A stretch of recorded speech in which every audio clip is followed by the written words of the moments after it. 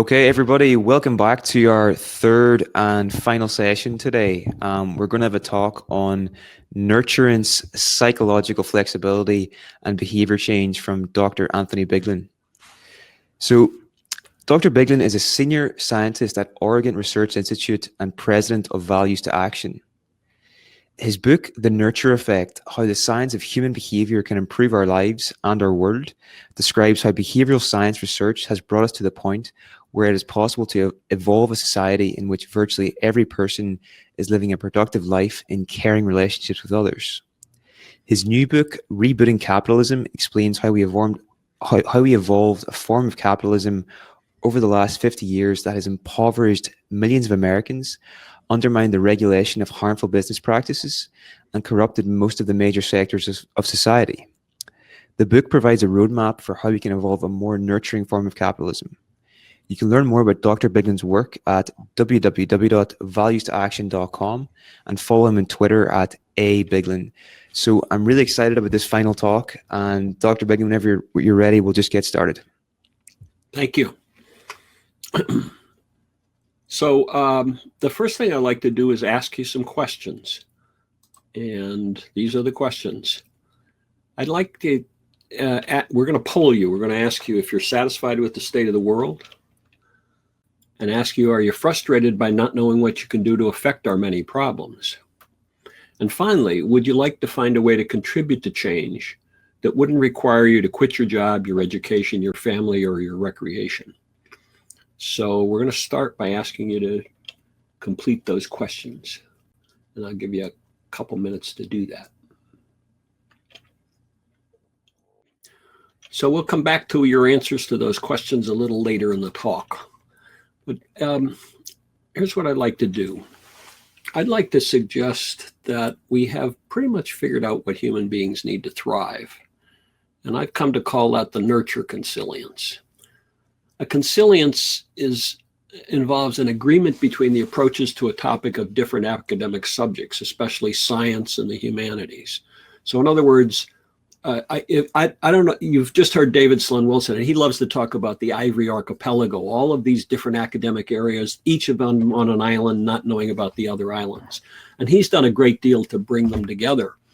And what I've come to think is that there is a consilience that is emerging among all the human sciences. And I would argue that diverse disciplines, including evolutionary biology, medicine, public health, social work, social and clinical and developmental psychology, are converging in identifying the environmental conditions that promote versus undermine well-being. And this is extremely important in terms of how we evolve societies that are seeing to the well-being of every person. I found it useful to organize the evidence around the concept of nurturance. So what do I mean by nurturance? Well, nurturing environments minimize toxic biological and social conditions.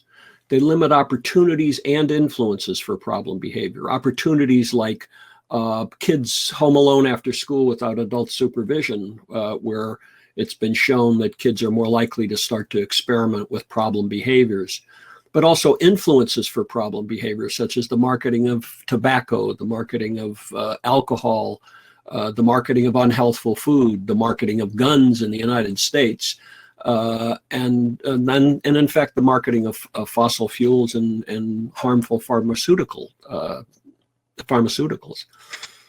The third thing is that nurturing environments richly reinforce diverse forms of prosocial behavior. And I'm not talking about M&Ms and stickers. I'm talking about listening and caring and hugging and respecting and cooperating.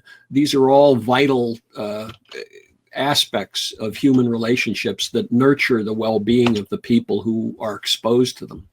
And finally, nurturing environments promote psychological flexibility, which is the mindful and pragmatic pursuit of one's values, even in the context of troubling thoughts and feelings. I'm going to talk a little bit more about each of those. And I want to start with toxic social conditions. The reason I would do that is because I would argue that those conditions are the fundamental process that undermines positive relationships among people. So this is a slide that shows fast developmental pathways. So the developmental path of children. And one of the things that it shows is that poverty and discrimination increase the likelihood that families will be living in coercive social environments. And by coercive social environments, I mean that people use aversive behavior to try and affect each other's behavior.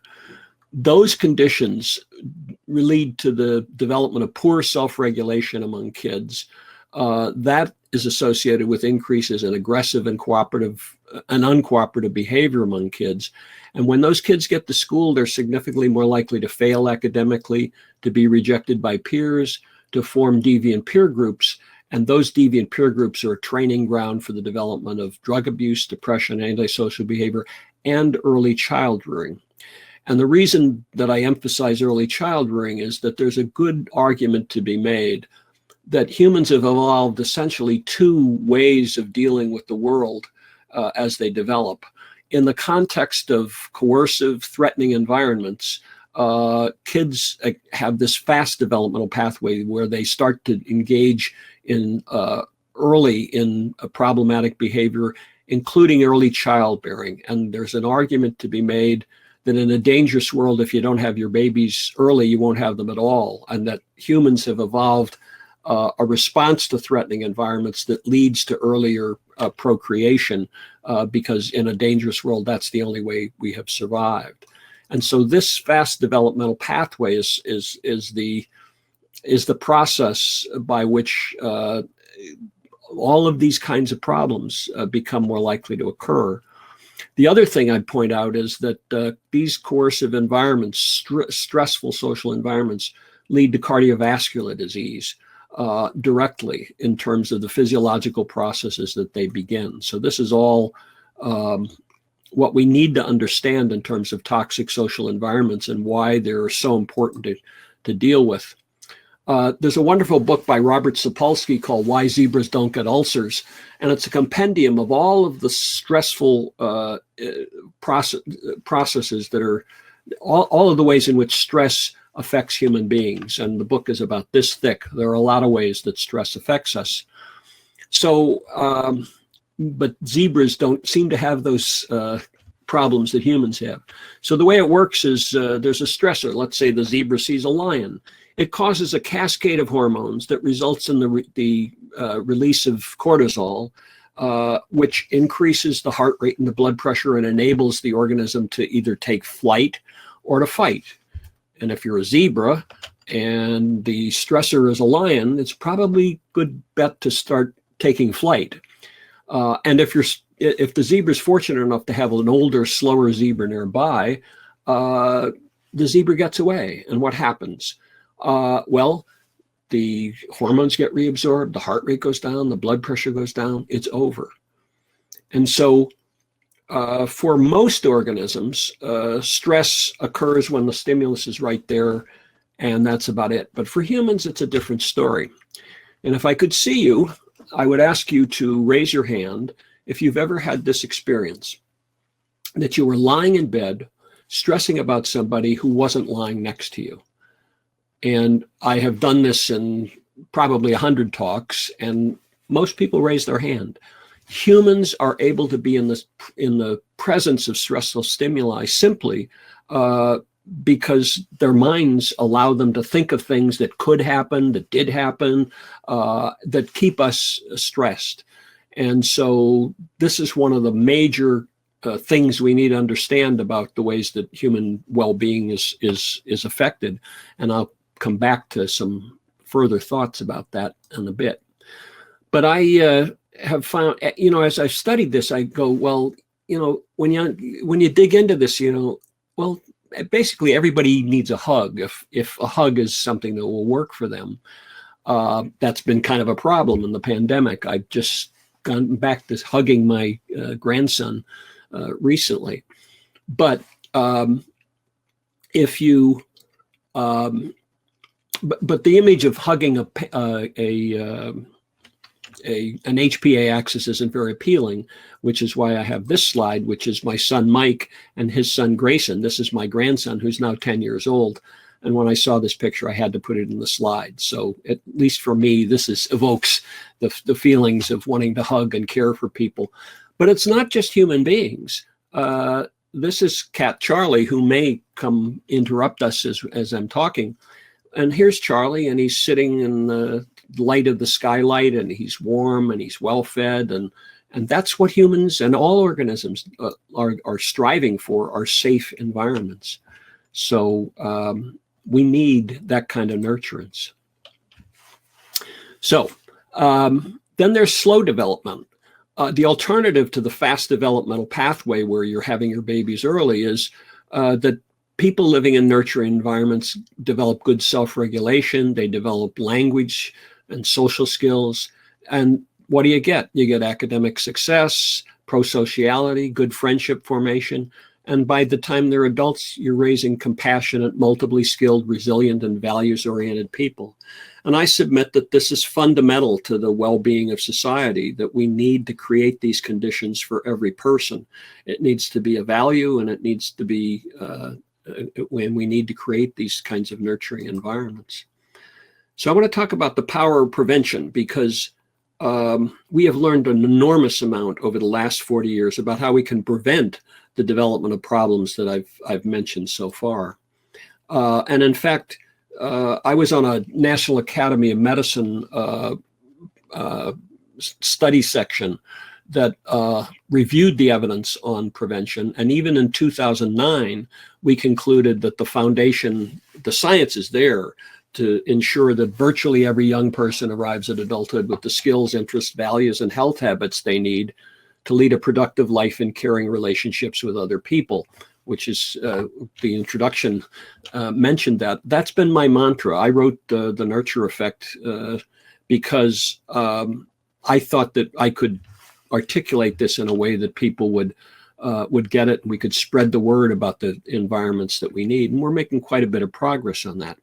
This is also from the National Academy report. These are the developmental phases. And every one of these bracketed items refers to a program or set of programs that have been shown to have a significant benefit in preventing the entire range of problems. They prevent the entire range of problems because they change the environment, and the environments that are harsh and stressful environments contribute to all of these different problems. So whereas we've tended in the society to say, well, some people are working on reducing tobacco use, and other people are working on reducing alcohol use, and other people are working on reducing antisocial behavior, and so on. We need to understand that all of these problems stem from the same environments, and if we could go back and change those environments, we can prevent the entire range of problems. And the evidence from these studies that are alluded to here makes that very clear. The other thing is that the evidence is pretty clear that most of these interventions have benefit long after the intervention's been put in place, and there's a positive return on investment. And I'm going to mention some that have just amazing return on investment. So we have a whole range of things, and they're not just programs, they're also policies that can change well-being. Policies like taxing the cost of alcohol and tobacco, which reduces the number of people who start and become addicted to those substances. So this is a chart of, these are family interventions, and I think this is one of the areas where we've made really considerable progress. This is a list of 8 family interventions, and what you see here on the column on impact is the problems that they affect. And if you studied this chart and this one, because these are 2 charts that cover 16 family interventions that have been shown to have benefit, and you'll see that most of them have a benefit in preventing the entire range of problems, just as I argued. So we have a wealth of interventions that can help people to create family environments that limit coercion, they limit the use of aversive behavior, and they promote positive behavior in families and parent and child interactions and outcomes that are really quite positive. just to mention a couple, the Nurse Family Partnership is a program that has been implemented in the UK and around the world. It was developed by a psychologist in Australia. No, I take that back. This was developed by a psychologist who was at the University of Rochester, my alma mater in Rochester, New York. What he found is that if he could get a nurse to befriend high-risk pregnant moms, that he could help them to make their way through the pregnancy and the first 2 years of life in a way that was quite beneficial. So the nurse, I mean, imagine you're 16 years old, you discover you're pregnant, and the guy who's the father says it isn't his, and you don't want to marry him anyway. You can imagine the stress and fear, and your parents are angry, and what do you do? And a nurse arrives at your doorstep, and she listens to you, and she's not judgmental, and she starts by saying, well, it starts by trying to help you find some social support. So, well, do you have anybody who could help you? Well, I got this aunt, and she doesn't judge me, and okay, why don't you talk to her about this? And I'll be back next week, and we'll see how it's going. So she helps her build social support and helps her work out her relationships with their parents and so on. But she also sees to it that she gets good prenatal care. If she's smoking, encourages her to stop smoking. And once the baby is born, she helps her with mothering. I mean, if you've had a first child, you know what it's like when that baby starts crying and you don't know what to do and you're not sure. And so having somebody say, yeah, that's normal, it's okay, here are things you can do, that's a lot of help. And then also she would work on contraception to prevent the likelihood that the mother is going to have a second baby. And then, but one of the things she starts early on is, so what kind of work do you want to do? Where do you want to go in life? So she gets her on an educational track and so on. This is actually a mom who was in that program. And the results of this program over 3 randomized trials and hundreds of thousands of mothers who've received the program shows that it has reduced abuse and neglect. It improves children's behavioral development. It improves mothers' economic well-being, and it increases the time to the next baby, which is particularly important.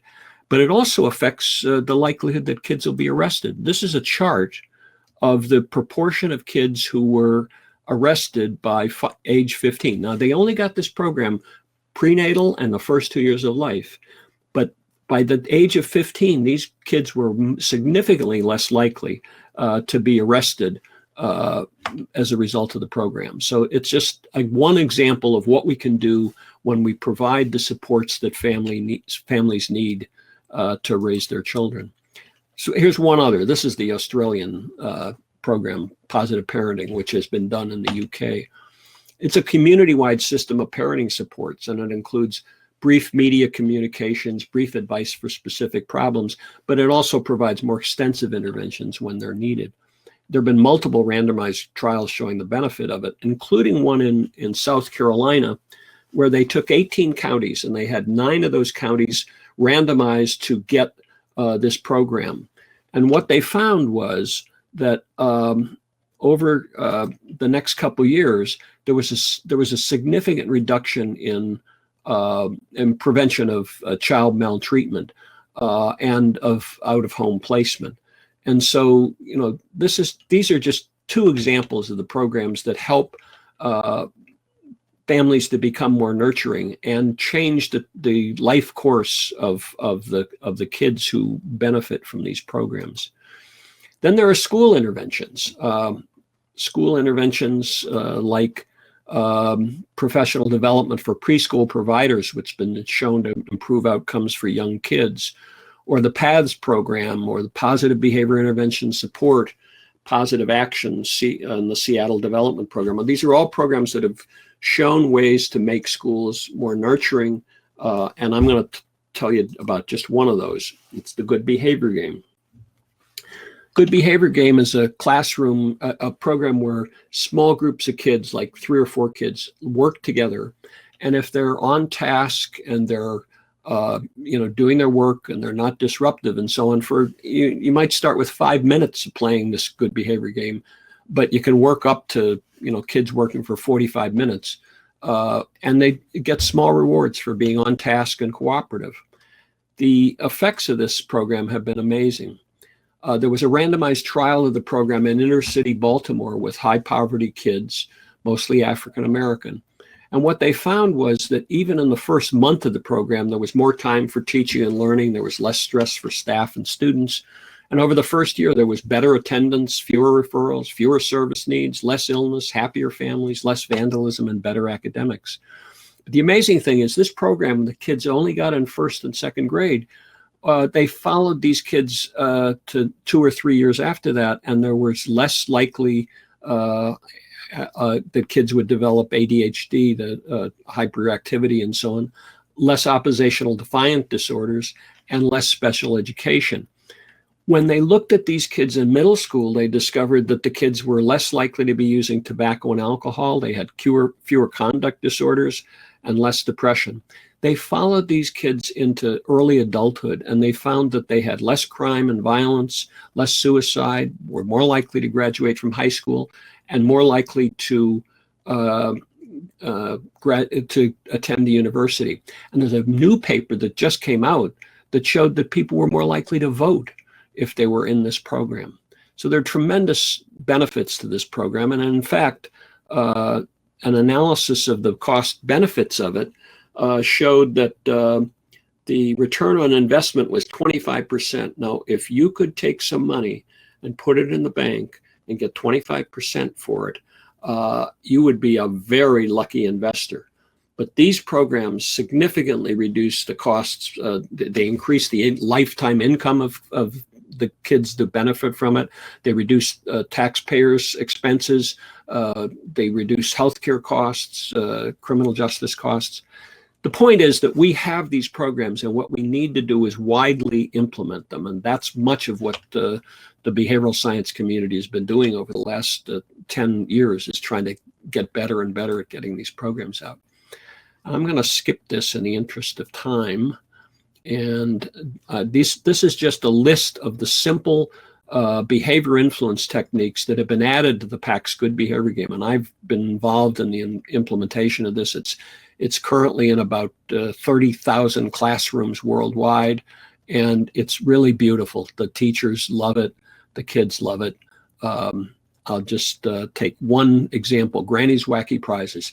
Teacher has a bag of prizes, and she can pull out one at random. And so if the kids are on task during their good behavior game, they get to do silly things like march around the room in a conga line, or lie on the floor, and the teacher comes around and makes faces and tries to make them laugh. And so what they do is they take things that kids traditionally want to do in class and the teacher doesn't want them to do, and they make them contingent so that those are rewards for being cooperative, and it works marvelously. So and by the way, you can, if you want to know more about any of this stuff, you can read my book. I have this tacky book promotion here, and the Nurture Effect, and you can learn more about this. But I'm happy to help you learn more about these things. So you can email me at Tony, Tony, at ori.org.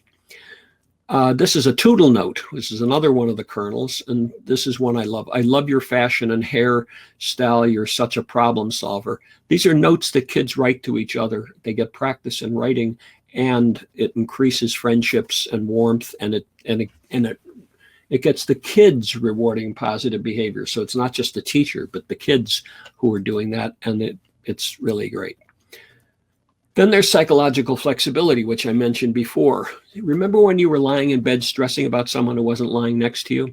Well, psychological flexibility is about a way to approach this. It's a way of holding your thoughts and feelings differently, looking at them rather than through them. You're lying in bed, you're thinking about that person who's been difficult with you at work, and you might as well be there in the situation where that person's being difficult, because you're just seeing the world through those thoughts. But it turns out that you can step back and notice, hey, I'm lying in bed. I'm having these thoughts and feelings. Oh, I don't like I'm having these thoughts and feelings, but they're thoughts and feelings. I notice them. I don't have to believe them.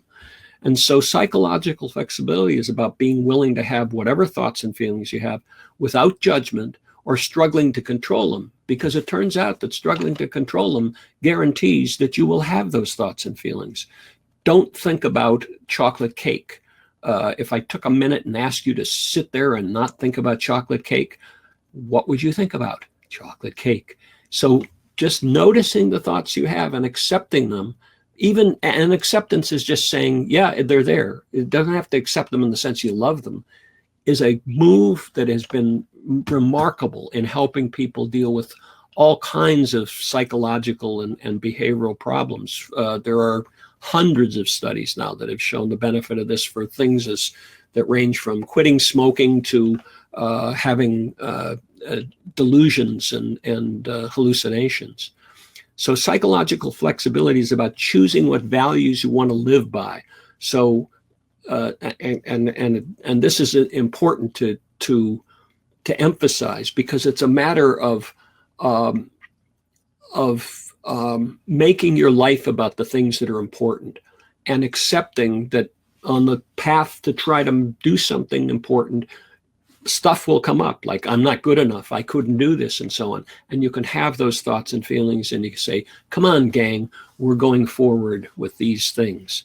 So it's about acting on your values even when you have doubts. And this, so the next time you're lying in bed stressing about someone, see if you can step back from your thoughts and notice that you're having them. See if you can accept your thoughts and feelings. Yes, you're having them. See if you can hold them with compassion. Yes, I'm distressed. No, I don't like these feelings, and I'm willing to have them and hold them lovingly. See if you can identify an important value that underlies your distress, because very often our distress is the result of things that are important to us that we can't have or have trouble reaching. Is there an action you could take relevant to this situation that would be in the service of I can't see all of the slide, that would be in the service of the values that are important to you? You can have these feelings and you can take steps and move forward. So here are some resources if you want to know more about acceptance and commitment training. And you can use these QR codes. If you have a phone that will read QR codes, it'll take you to these websites.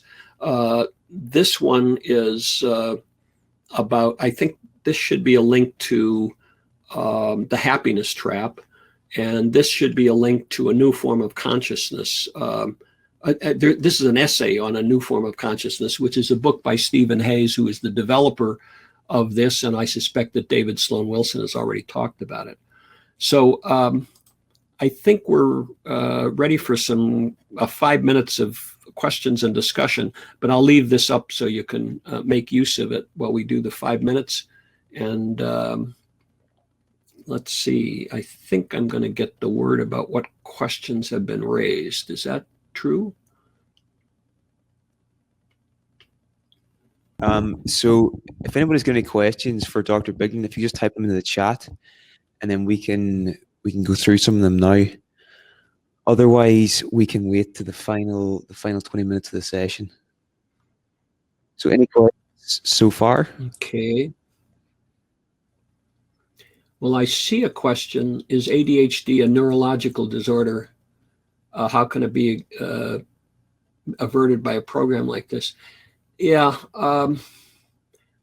ADHD has been characterized as a neurological disorder, and people are being medicated for it. Children are being medicated for it. And what can I say? You can think of it as a neurological disorder. There's a neurology involved in it, but it's not a neurological disorder in the sense that the brain is broken and kids are therefore hyperactive and uncooperative. Kids are hyperactive and uncooperative when they live in environments that fail to reinforce the prosocial behavior. The PACS good behavior game has been shown to prevent the development of ADHD. So my bias is to focus on creating the environments that can cause these problems. And I think that we medicalize behavioral problems far more than we should. We need to change people's environments. And in fact, the good behavior game is just this beautiful thing, but it's not different from family interventions that similarly help families to create environments that to promote prosocial behavior.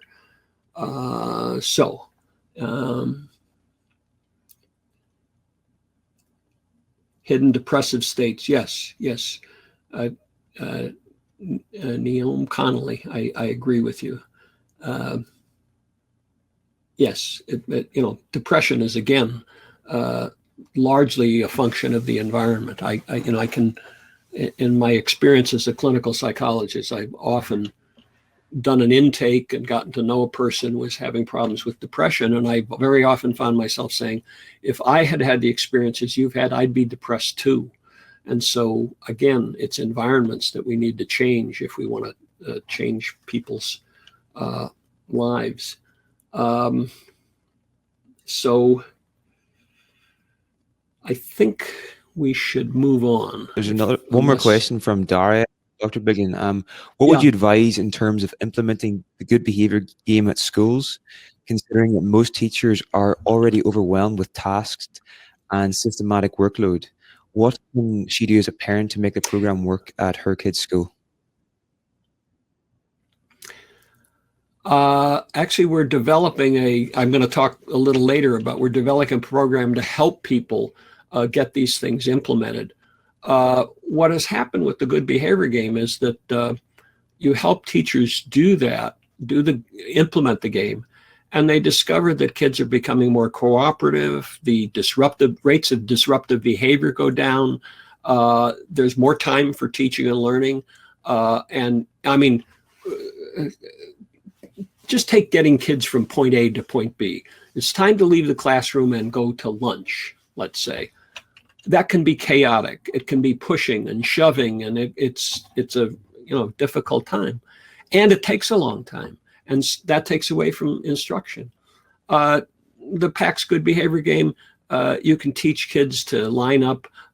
One of the kernels is PAX Hands and Feet, and you teach kids, not to touch and so on. But you do it, positively. You have the kids say what they want to do. One of the first kernels is the PAX Vision. And you ask the kids, what would you like, if this were the most wonderful classroom you've ever been, what would you want to see, hear, feel, and do more of? And then you ask them, what would you like to see, hear, or feel, and do less of? And so you have, and they create a chart. And that's an active chart that the teacher can use every day. Okay, class, we're going to do 15 minutes of silent reading.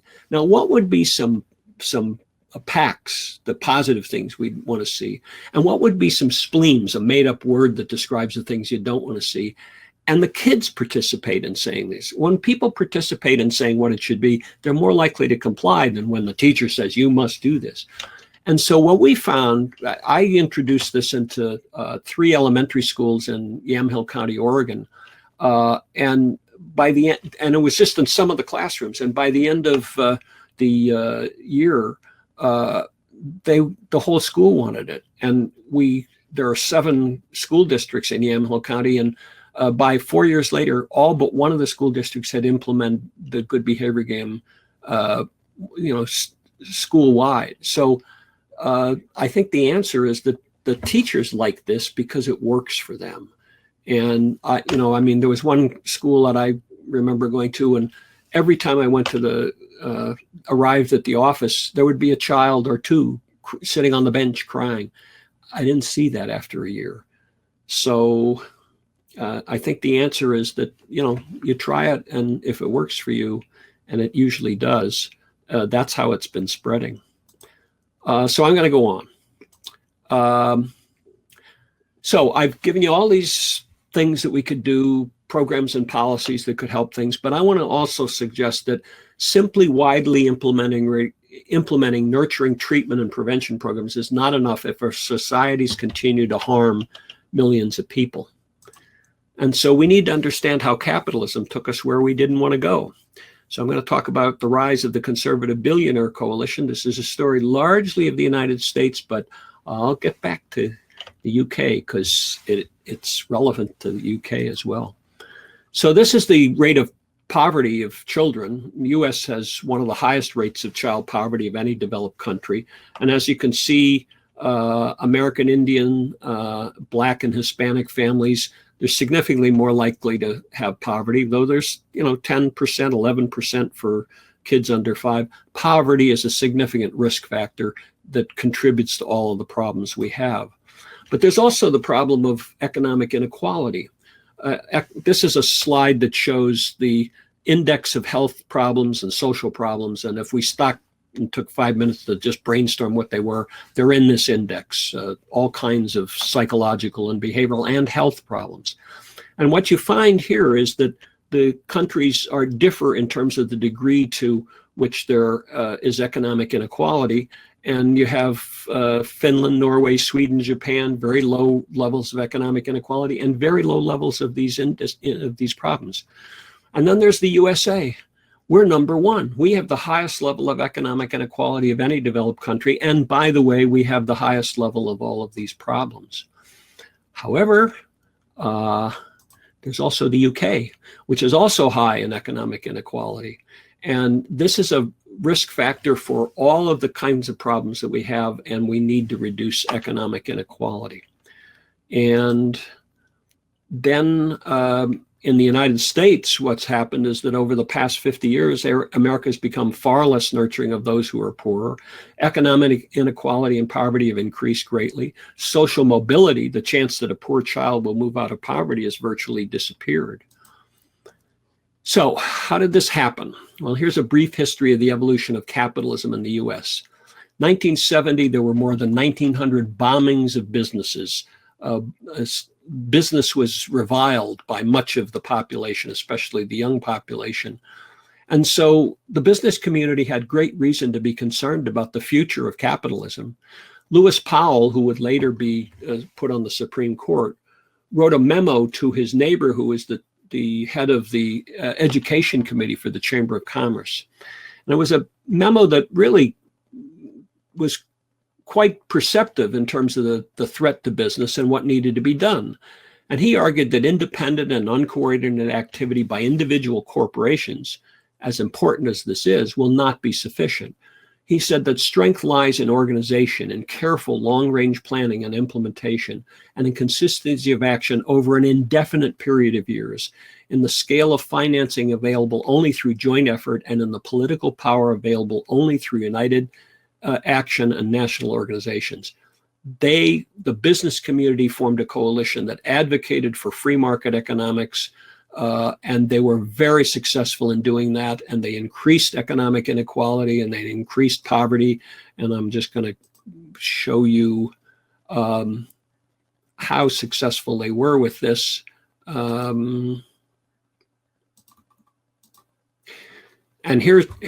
And David Sloan Wilson talked to you about selection by consequences. This is an example of selection by consequences. Lewis Powell wrote his memo in 1970. And this is a chart of the wealth, the share of wealth that the top 0.1% of people in the United States had. And as you can see, by 1978, it began to change, and the wealth of the top 0.1% has climbed and climbed and climbed. And since 2013, it's climbed even more.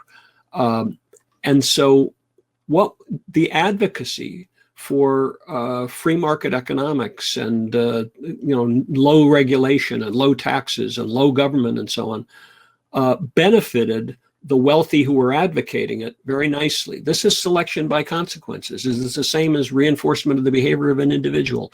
They got better and better at advocacy. They tried things that worked, they kept them. They tried things that didn't work, they changed them. And so this is how it happened. Now I want to go back and mention that what we learned from the Brexit vote, because this is not just a story of the United States.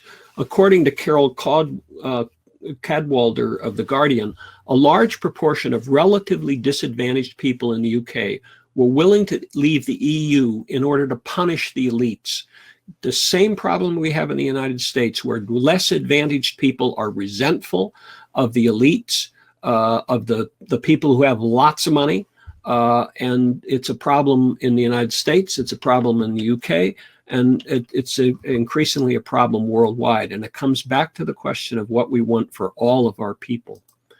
So, which brings me to rebooting capitalism, how we can forge a society that works for everyone. And it's basically the second half of this book is the way in which we can improve health, higher education can improve well-being, all that we can reform the criminal justice system, evolve social and news media that promote prosocial behavior. We can address climate change and a political system and create a political system that works for all of us. The book is basically, here's what we can do about this. And I've created an organization called Values to Action because, I wrote The Nurture Effect and it was well received, but it didn't really have as much impact as I would have liked.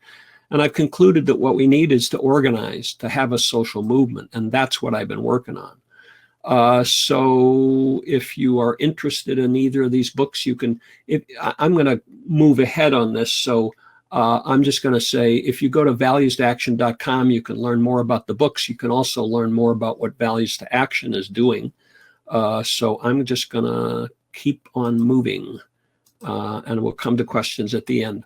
So here's a way of thinking about it. I suggest that we have a choice. We have a choice between a society which is marked by nurturance, where it's the foundational value, or one that's marked by self-aggrandizement. If I just pursue my own money, it'll benefit everyone, which has been the mantra of free market economics. So at the individual level, what are we doing? We want to have a world in which people are psychologically flexible. They're living their prosocial values and caring relationships with others. And it's a choice between that or self-aggrandizement. I want to be rich. I want to be famous. The more money I make, the better it is for everyone. That's the choice at the individual level. But now step up to the groups of families and friendship networks and work groups. We can have those organized and functioning according to the principles of prosocial world, which if you were awake in the previous 2 hours, you probably know what I mean by that. Or we could have groups that lack cohesion as individuals pursue their own well-being, often at the cost of others. We can promote competition with other groups. This is a choice that we have. But then move up to the level of corporations, governments, and churches, and I especially emphasize corporations. You can have them organized to select practices on the basis of their benefit to all stockholders, investors, employees, customers, the community, and larger society.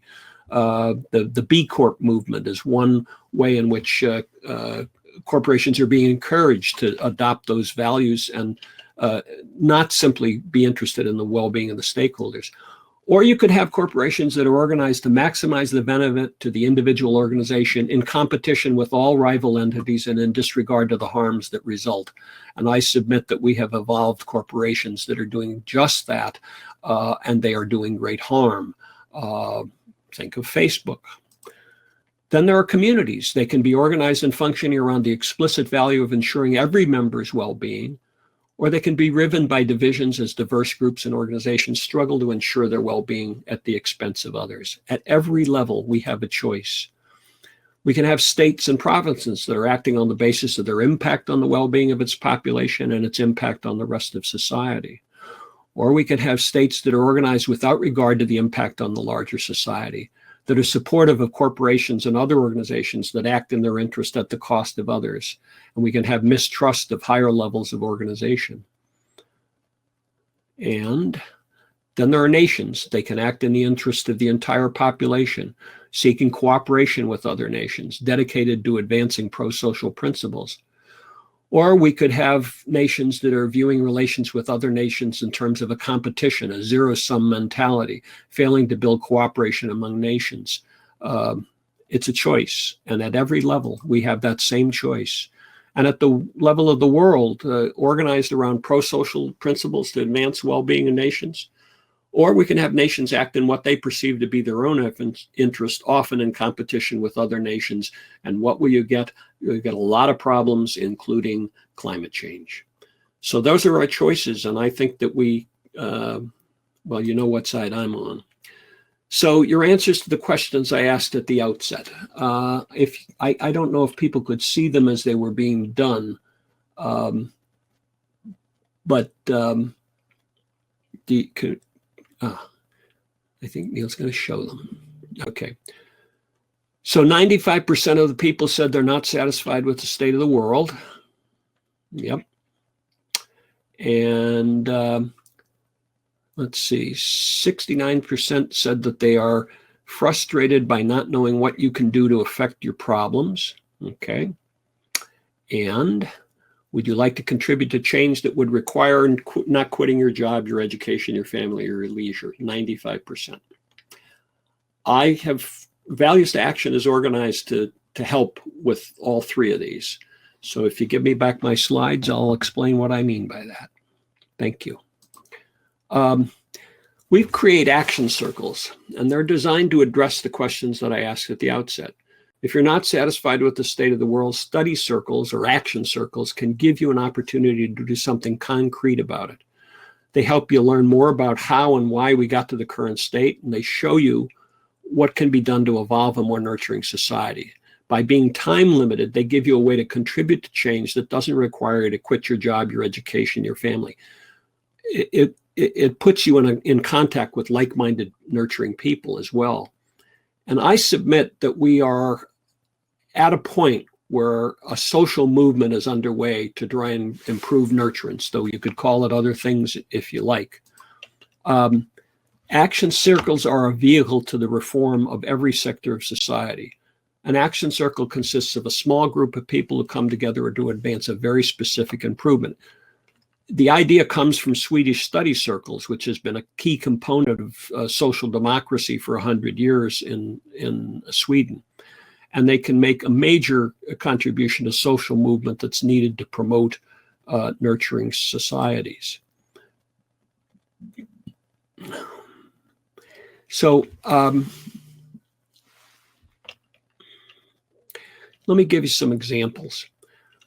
We're creating action circles that, and what we're doing is we're designing an action circle that could be, then we could help action circles in every community. So one of them would be increasing the use of evidence-based social emotional learning in schools, the good behavior game and cooperative learning. We're in the midst of helping groups in local communities to get one or both of these programs implemented because of their benefit.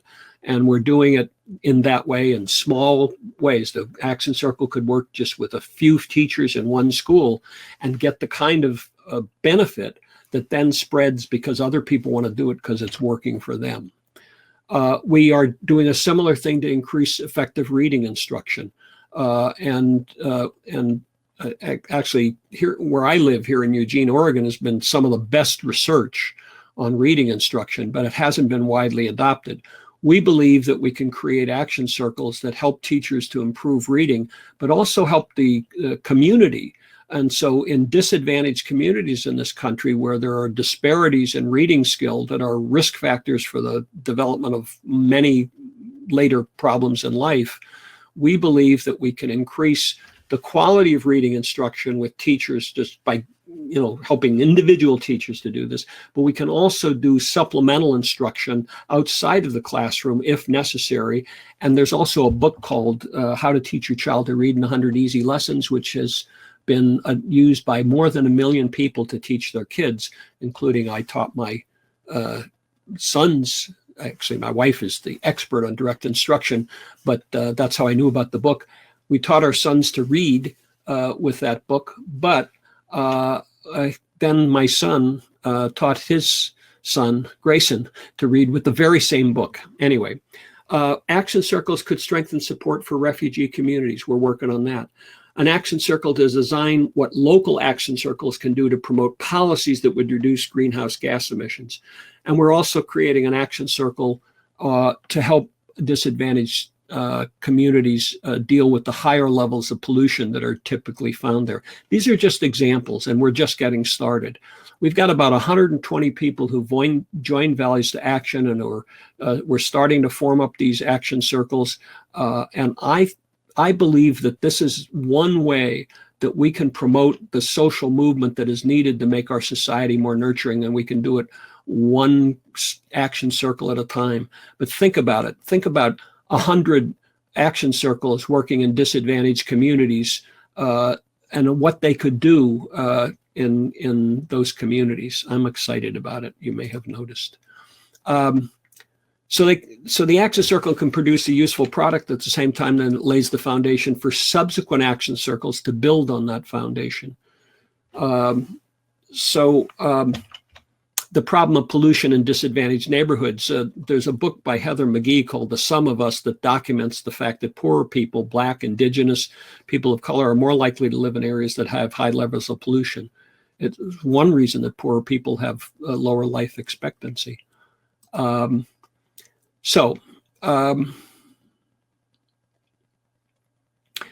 This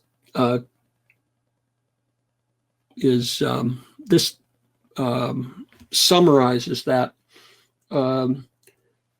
the action circles on pollution would analyze policies that have enabled corporations to pollute without consequences. We'd identify examples of successful efforts to combat the problem. All of this will go on our website, and we will have a database, a growing database of all the organizations and all the examples of successful efforts to deal with the problem of pollution in neighborhoods. And we will get stronger as we bring these organizations together and we facilitate their success, and we make use of what's already working. And this working on pollution needs to be linked to all of the other ways in which we're trying to reduce disadvantage. So if it chose to, an action circle could turn to the effort of bringing about a change in a particular community, but even if it did not, it would be laying the groundwork for action. So an action circle that has success in one community can feed other communities to be able to do these things. So if you want to join Values to Action, here's a link to that. But I think we should turn to questions, and I think, yes. So I can look at some of them in chat. Okay. Oh, the book, you want the book on direct instruction? How to teach your child to read in 100 easy lessons. Is that you finished, Dr. Biglan? Yeah. Thank you very much. That was a brilliant presentation. So will we just do the Q&A sort of, we normally do like a back and forth, so I would switch my cam on as well and just ask you the questions, all right? Yeah. Good, yeah.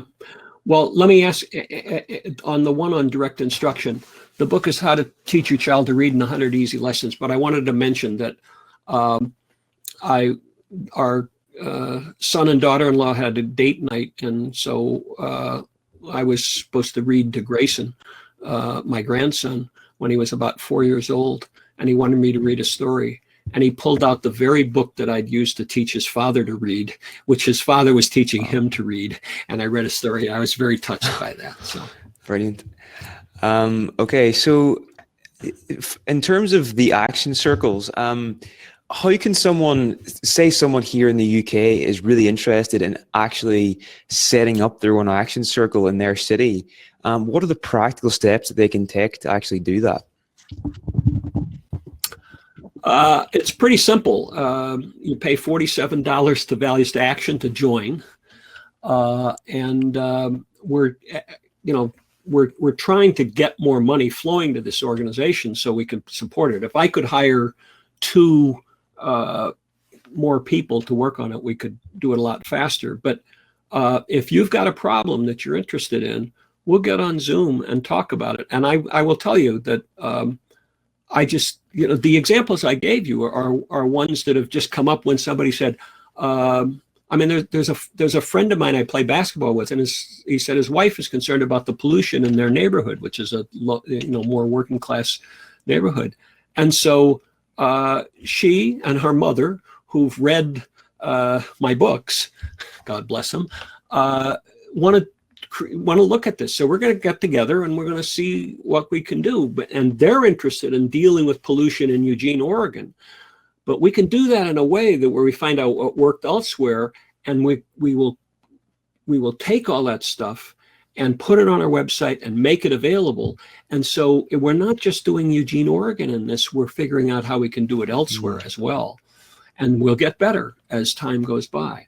So yeah, if somebody wanted to explore doing an action circle in the UK, I'm open to talking about it to the extent that I have the wherewithal to, I mean, if I'm really successful, I may be overwhelmed with what can be done, but I'm very excited about it. I spent 40 years doing research on trying to find ways to improve well-being.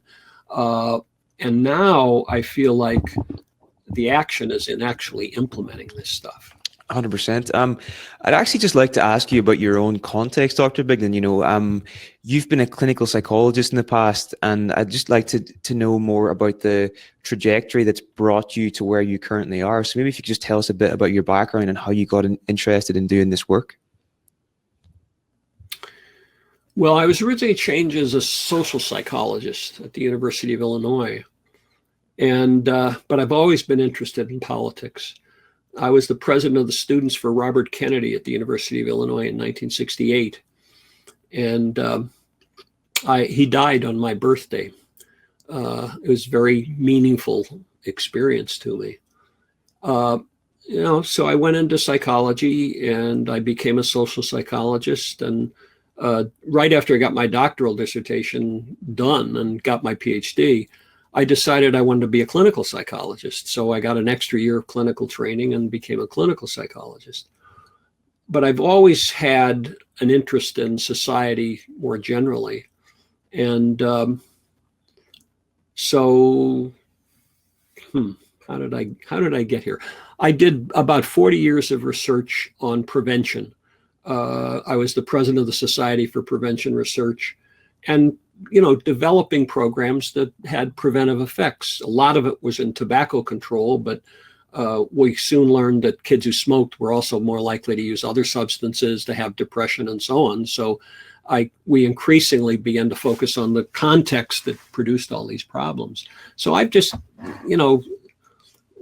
as a member of the behavioral science community, I've learned a lot, and I just have wanted to apply it. And now, at the ripe old age of 76, I think I'm making more progress than ever in actually getting these things done, because we do a randomized trial, we would publish it, it would be highly cited by other scientists and so on and so forth, but not having as big an impact on society as we might. And this is true. I mean, I don't know I think if you ask David Slade Wilson, he would say he's had the same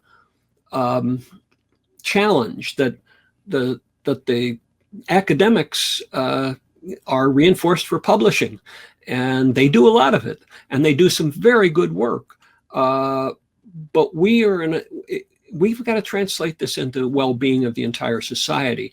And he talked, I'm sure, about contextual behavioral science, and because contextual behavioral science is focused on not simply predicting or understanding how these things work, but actually making a difference. So it's a much more integrated, a basic science into applied science. And he and I and Steve Hayes and thousands of other people are on the same page on that. 100%. Yeah, it does. I've heard you say in another interview one time that, and you might not remember saying this, and I might be getting it wrong, but it was something like, if you're interested in having an impact in the world or changing the world, learn behavioral science. That was kind of something that you said, and I'd just be curious, maybe if you could expand upon that and why that's important. Well, that was the promise of B.F. Skinner, that a science of human behavior would understand how behavior is established and changed, shaped and maintained, and we've made enormous progress on that. I mean, the stuff I just presented is a very brief summary of all of the things we've learned about how you can improve well-being. And so now it's a question of making those things widely available. If you take the nurse-family partnership, for example, there are a couple 100,000 families that have benefited from that. but it's still limited in what's being done. We need this in every community. We need to build cultures. And I submit that the foundational value for that is I want to live in a society in which every person is cared for. I don't want to live in a society where some do very well and so much for the rest of them, never mind. And so let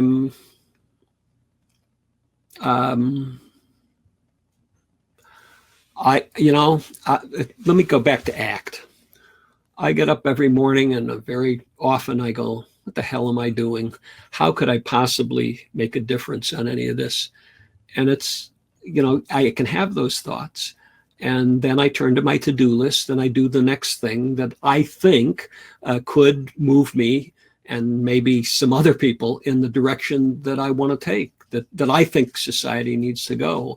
And so, this comes back to, no, I think I figured out a way that you can make a contribution to this without having to give up your family and become a full-time activist who, lives off, soup cans and so on. And that you can be part of a movement that's making a difference. And so one of the things that I've really pushed and written essays for David's This View of Life is the need for a coalition that brings everybody together around that vision. He talked about, you're too young to remember that in the Vietnam War we had peace sign, and I had one with a leather strap, and I wore that proudly, and in the 1960s, and you saw other people with them, and you knew. I mean, there was a symbol that brought all of us together against the war.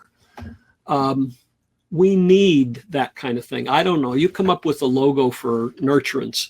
I've got this values to action logo, but I don't care what it is, but we need something that brings everybody together, that you immediately get it, that this is a person who wants to ensure the well-being of every person and is working to do that in whatever way they can. Big time.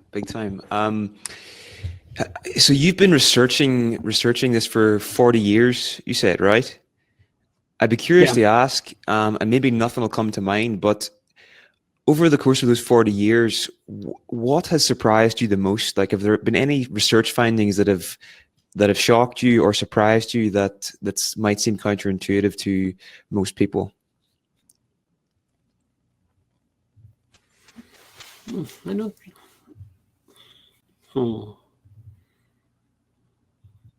Well, I suppose the thing that sort of changed my trajectory early on was a colleague of mine got me to start reading B.F. Skinner, and I was actually on the board of the American Civil Liberties Union in the state of Washington. And if you know the ACLU, these are people who believe in freedom and not being coerced. And I resigned when I started reading Skinner because Skinner seemed to be a determinist, but I eventually figured that out. In fact, I ended up being the president of the ACLU of Oregon several years later. But the thing that was different with what Skinner was saying is that science is relevant to every aspect of human behavior. And we need an analysis that helps us to understand what influences behavior. There were many weaknesses in Skinner's analysis, but I think we've, thanks in large part to the contextual behavioral science movement, we've made great progress on that. And I think David has talked about that. I think we now have a pretty much a unified understanding of what human beings need, and it's a question of translating it into practical action. And the thing I always add to the contextual behavioral science movement is public health. Public health perspective is very simple. It's the incidence and prevalence of a problem in a society. And you can deal, with smoking. You can deal with COVID-19 in terms of incidence prevalence. Are you making progress? We got to reduce the incidence of this disease, which is where public health came from. But it's as applicable to kindness and the incidence of kindness in a community. And so, most psychologists have been focused on the behavior of an individual and the working on the behavior of an individual. And that's where we've learned so much about human behavior. But we need to look up from that and figure out how we can affect the incidence in a population. If we do not do that, many people will benefit. They'll tend to be the wealthier people who can afford good programs and good neighborhoods and so on. But we have to measure this in terms of the well-being of the entire population. It can be a value, but it can also be operationally defined in terms of the incidence and prevalence of illness, psychological and behavioral problems, or the incidence and prevalence of warmth and caring and respect and so on. 100%. So we've got a question here from Samantha. Samantha says, can I ask about how you would consider action circles working specifically? What activities could they do? For example, I work in education and mental health, and I am a PPP facilitator. If I set up one locally with other like-minded people, would we arrange local events and training and support around our skill levels? And she says, apologies if the question isn't right for here. But I think it's a good question. What's PPP? Yeah, what is PP? I'm not sure. Oh, triple P. Yeah, no, I know. It's the program I described that was tested in South Carolina. I think go back over some of that question. Okay, so can I ask about how you would consider action circles working specifically? What activities could they do? Well, it depends on what you want to affect. If you're working with the triple P program, then it might be a question of getting the triple P program widely implemented. So an action circle I would advocate that an action circle try to define a goal that could be achieved in maybe 2 months work. If you had 6 to 10 people willing to put 15 minutes a day into it, can you do something? So if you thought that triple P and its dissemination was something that you wanted to do, then the question would become, well, how could we do that? Well, a couple people in that action circle could look at the vast literature on triple P, could reach out to Matt Sanders and say, how have you gotten this widely adopted? How could we get it adopted in our community so that you're getting clearer and clearer about what seems to work in getting it adopted? Somebody else could work on, or maybe a pair of people could work on, what are the organizations in the community that might adopt this? Somebody else could work on how could we get community support? Who are community influentials who would be supportive of this? What are the policies that affect whether or not it could be done? So you basically break the problem down into segments and work on those segments. In the work we're doing in creating action circles to work on child and adolescent well-being, one of the things that we're doing is trying to help them to do community organizing. And so you want a community influential in your group. You want somebody who's powerful in organizations. You want some of the people who would actually implement the program. You want some family members. On reading instruction where there are disparities, we would want minority group members who are concerned about this. We'd want some teachers who are interested in it. We might have some churches that might be willing to do supplemental instruction on reading. I don't know. Those are hopefully give you some glimmers of how that could be done. And if you're, seriously interested, pay your $47 and I'll tell you how to do it. Next question is from Zoe. How would you apply this to designing L&D training and helping employees, managers, and leaders to change their behavior at work? For example, nudges after a learning intervention, leaders creating the right organizational culture, etc. So I assume L&D is learning and development. Okay, so this is in a work setting. I saw that and then it disappeared as you were reading it. I want to. Yeah. This is from Zoe. Systematic team coach. I would hold. It's on up a little bit. Yeah. Okay. How would you apply this?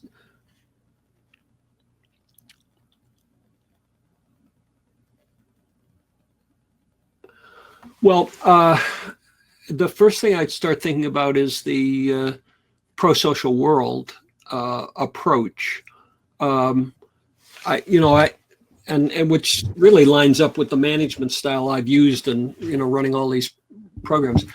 I believe in participation, and so the first thing I would do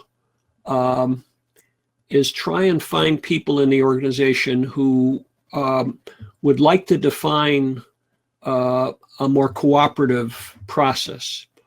And I would use techniques like prosocial world uses, and what good behavior game uses.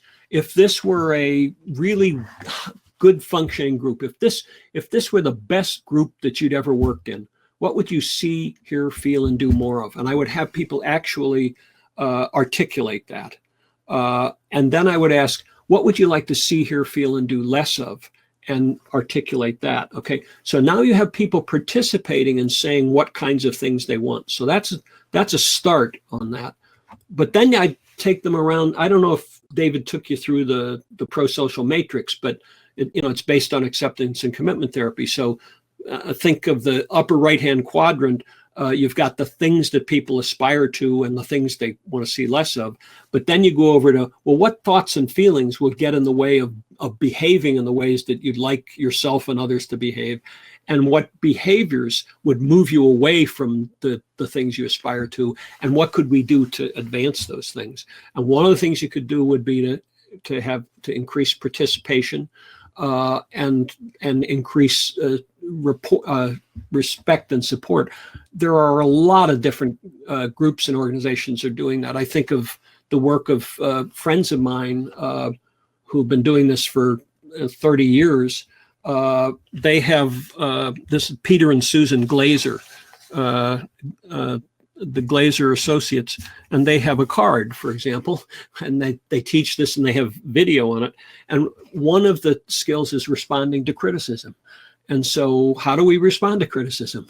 Well, we don't like criticism. So we say, no, that's not true. You're wrong. And that doesn't work. But in responding to criticism, you could first stop and listen, get more information. So you said that I was rude. I mean, are you thinking about the other day in that meeting when I cut you off? Yeah. Oh, okay. I understand that. And you actually help them to articulate the problem. Because usually people in conflict say, you're crude and you're nasty.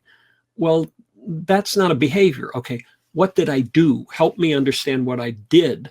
And so people get better at focusing on criticism and taking the criticism and listening to it and reduce the conflict as a result. The other side of this card is raising delicate issues. How do you bring up a problem with someone? Well, you do it by editing out accusative language, and you're nasty or you're inconsiderate, but rather, when you did this, that was a problem. It made me feel this way, and so on. So there are all of these skills that are available to help. But I think that let's ask Zoe how I'm doing on this. In the meantime, Dr. Biglan, I could ask you the next question from Matthew.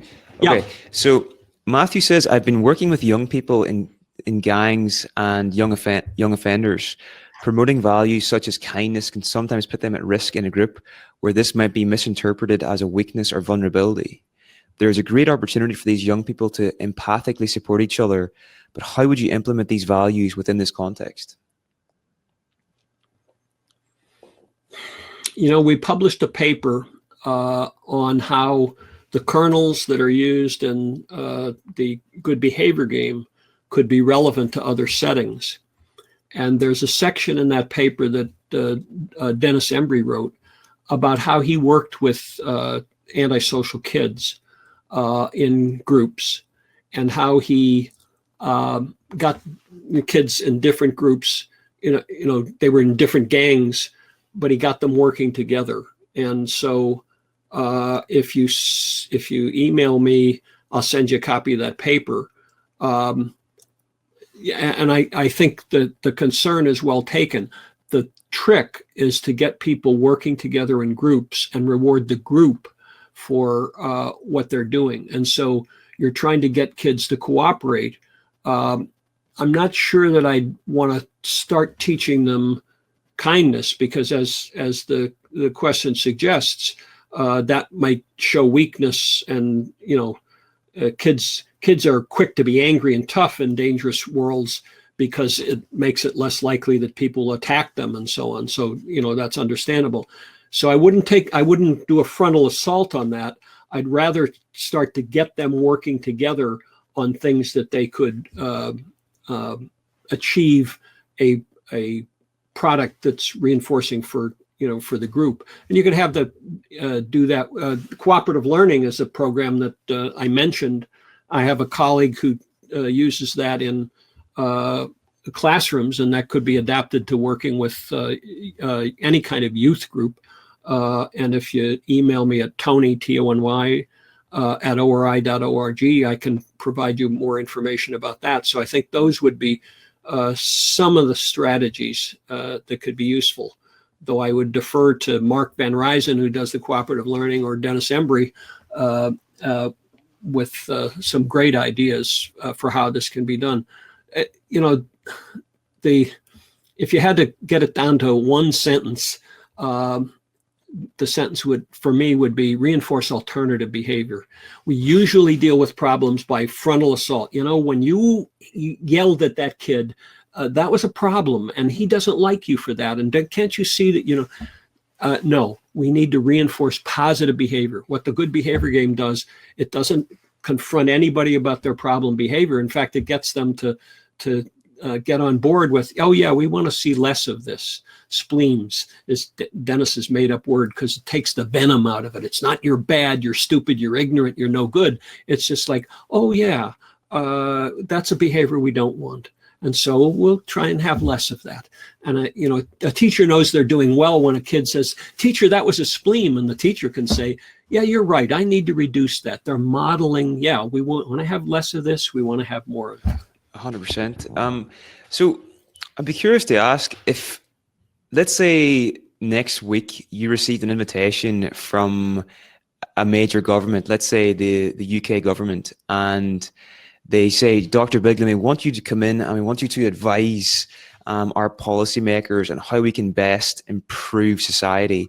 And you've got an hour. What would you be focusing on in that hour? Like, what would be the key things you'd be wanting to get across, and what would you want them to address? Would your starting point be education? Like, what would you prioritize there?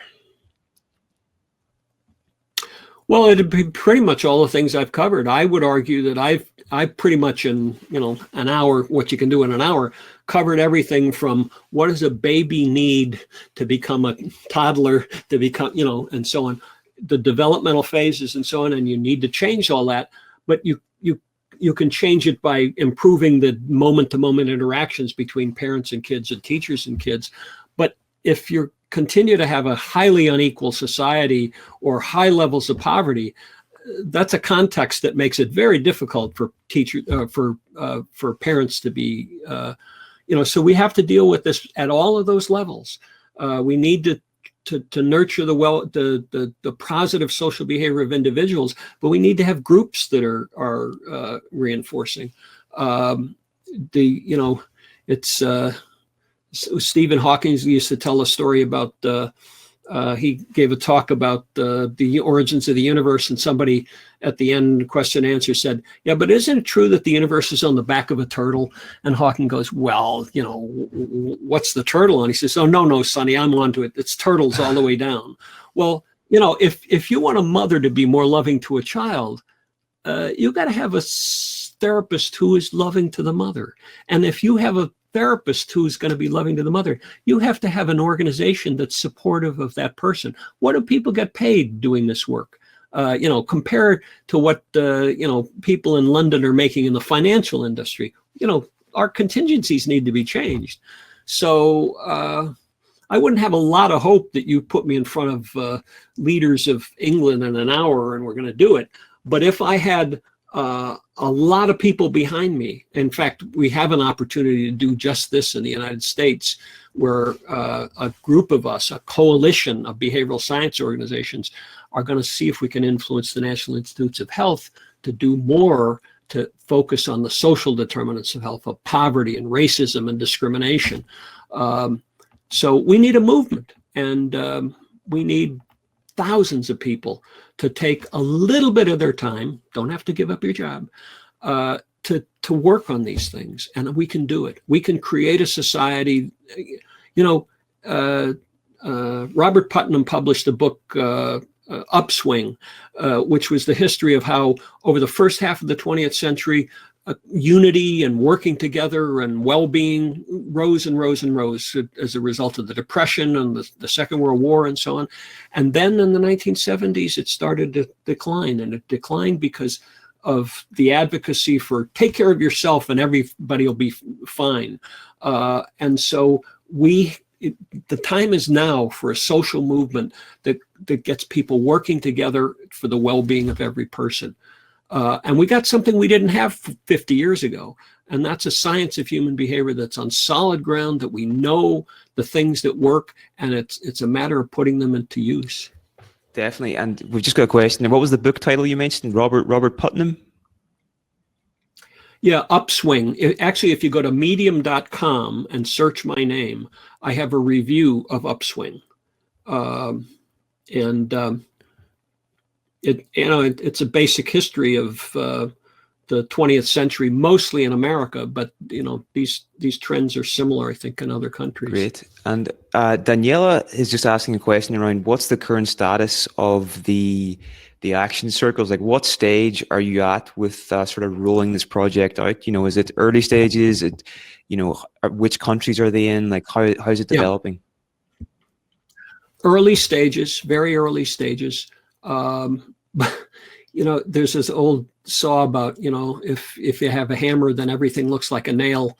But I must say, almost every day, something comes up. I say, yeah, I can see how an action circle could make a difference. The stuff we're doing on reading instruction, it really excites me because I have a history of doing research on that. And I know some of the leading people, like one of the people who wrote How to Teach Your Children to Read in 100 Easy Lessons.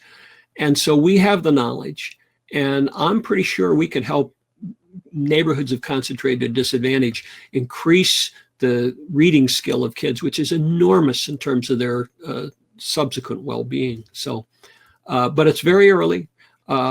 David wants me to write an essay about the action circles, but I'm a little hesitant to do it because I'd like to get some more data. I'm still a scientist, so.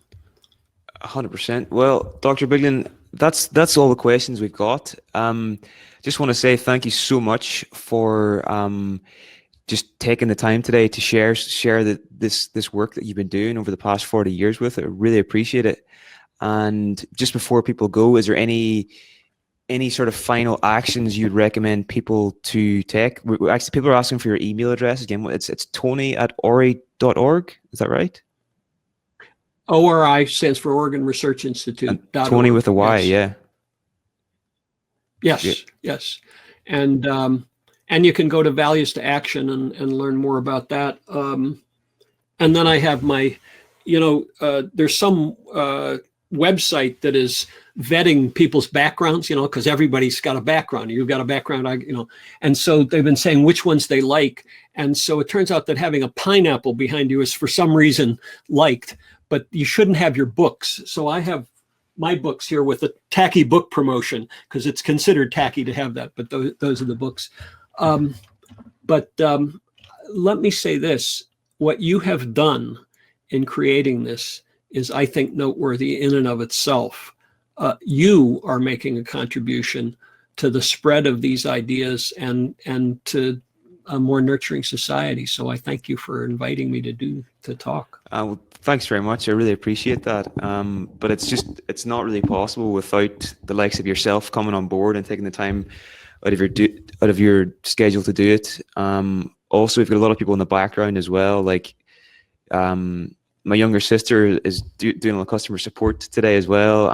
Natalie during the week and everything too. So there's people doing these behind the scenes that don't really get credit for it. So that's really important. So Dr. Biglan, I think that's pretty much everything. Thanks again for just for sharing this with us, and I just wish you the best of luck going forward with values to action, and hopefully we'll see some action circles sprouting up around the UK as a result of this as well.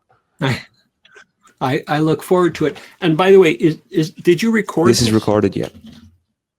Oh, good. Okay. So we'll back channel about that. Sounds good. So. Okay.